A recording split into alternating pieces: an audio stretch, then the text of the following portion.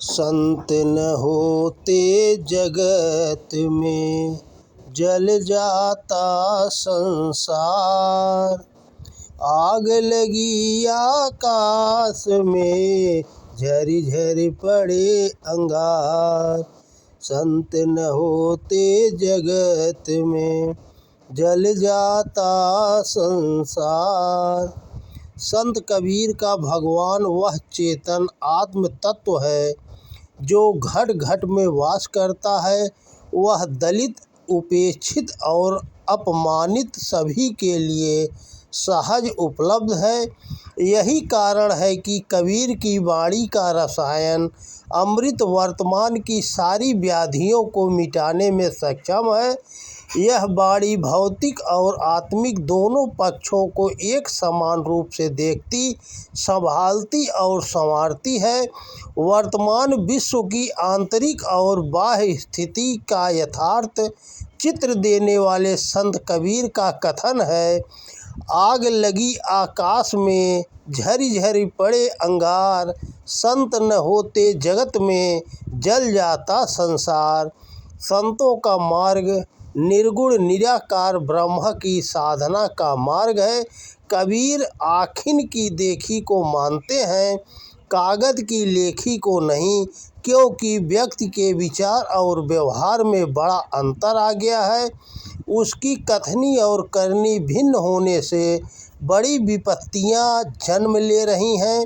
कबीर सत्य के आग्रही और पुजारी हैं। वे स्वयं भी जगे हुए हैं और पूरे मानव समाज को भी जागा हुआ देखना चाहते हैं। लोगों को सोया हुआ देखकर कबीर दुखी है। सुखिया सब संसार है, खावे और सोवे। दुखिया दास कबीर है, जागे अरु रोवे। मनुष्य की आत्मा को जगाने वाले संतों की दृष्टि मात्र धार्मिक नहीं, आध्यात्मिक है। आध्यात्मिकता भौतिक और आत्मिक दोनों पक्षों को एक साथ समान रूप से देखती, संभालती और संवारती है। निर्गुण निराकार को सर्वत्र उपस्थित मानकर प्रेम संवेदना हृदयगत स्पंदनों में परमात्मा को देखने पुकारने वाली वाणी कबीर को राम स्नेही बनाती है। यहाँ कबीर अधिक तार्किक, मुखर और मानव हितैषी होकर उभरते हैं। अपने समय के शहंशाहों पंडों के वर्चस्व को खुली चुनौती देने वाले कबीर के पांव के नीचे आध्यात्म की वह जमीन थी जहां खड़े होकर उन्होंने इन बड़ी सत्ताओं को ललकारा था। वे राम को निर्गुण निराकार, राम को एकमात्र औषधि मानकर सब व्याधियों का उपचार मानते हैं। इस मार्ग पर चलकर कबीर ने जो देखा और पाया उसे एक साखी में प्रस्तुत किया। शून्य मरे अपजा मरे, अनहद हूँ मरि जाय। राम स्नेही ना मरे, रहा कबीर समझाय।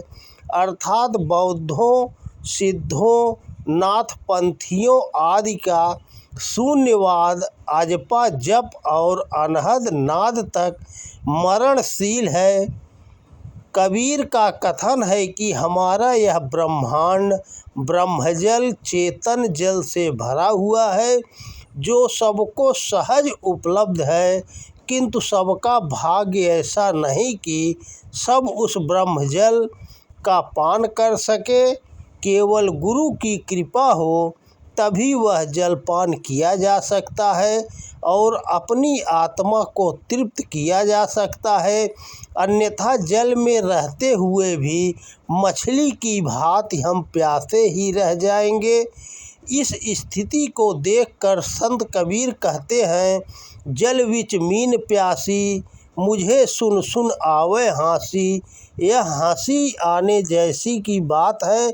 इस धरती पर और समूचे ब्रह्मांड में हर कहीं चेतन जल भरा हुआ है और व्यक्ति उसमें रहता हुआ भी प्यासा और अतृप्त रहता है। कबीर की वाणी में अनेक प्रसंग दृष्टांत उल्लेख मिलते हैं जहाँ सर्वत्र एक ईश्वर की उपस्थिति का भाव अनुभव होता है। पाति ब्रह्मा पुष्पे विष्णु फूल फल महादेवा, तीन देवी एक मूर्ति करे किसकी सेवा। यहाँ पत्तियों को ब्रह्मा, पुष्पों को विष्णु तथा फल फूलों को महादेव का स्वरूप माना गया है। संत कबीर मालिन को यही प्रबोध देते हुए कह रहे हैं कि इन्हें तोड़कर भगवान की मूर्ति पर चढ़ाना पाप है। इन पौधों पत्तियों आदि में तो प्राण है, पत्थर की मूर्ति निष्प्राण है। आज 600 साल बाद के पर्यावरणविद भी इस आत्मोत दृष्टिकोण तक नहीं पहुँचे जहाँ कबीर तब पहुँच चुके थे।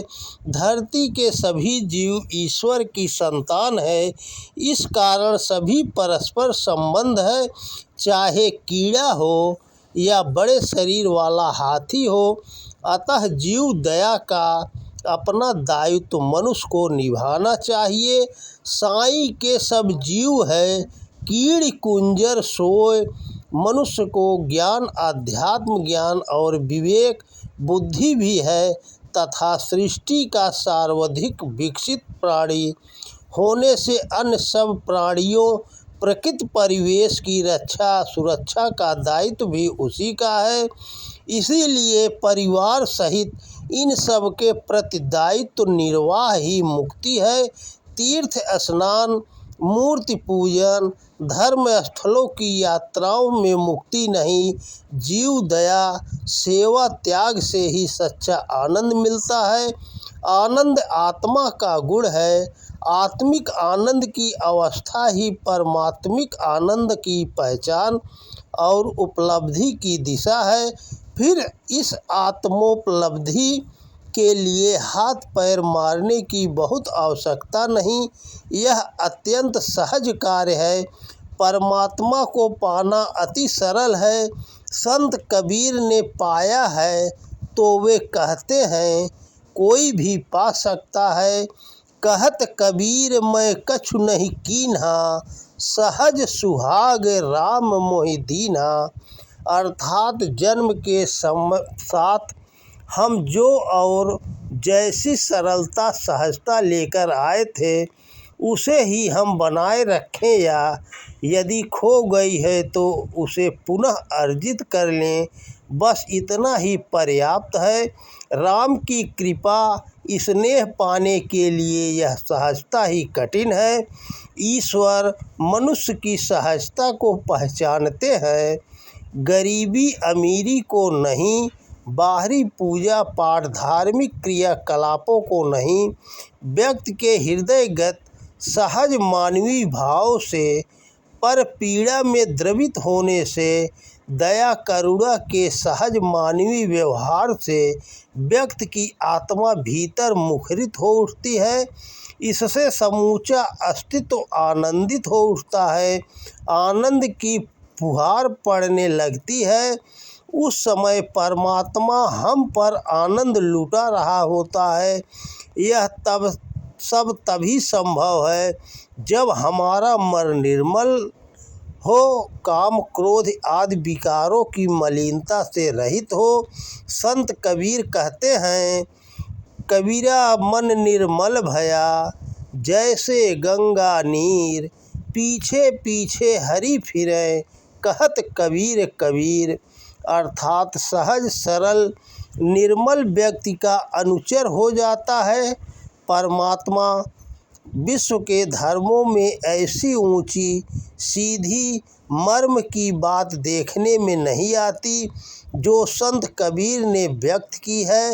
मन गंगा के जल के समान पारदर्शी और पावन होना चाहिए। तब संत कबीर के आध्यात्म भाव के अनुसार ईश्वर भी मनुष्य के साथ चलने लगता है। इस तरह संत कबीर आध्यात्म को जीवन के सार तत्व के रूप में निरूपित करते हैं। इसी में जीवन की समस्त समस्याओं का समाधान निहित है। तो दोस्तों नमस्कार। वीडियो पसंद आए तो ज़्यादा से ज़्यादा शेयर करें। जय श्री कृष्णा, राधे राधे, जय हिंद, जय भारत।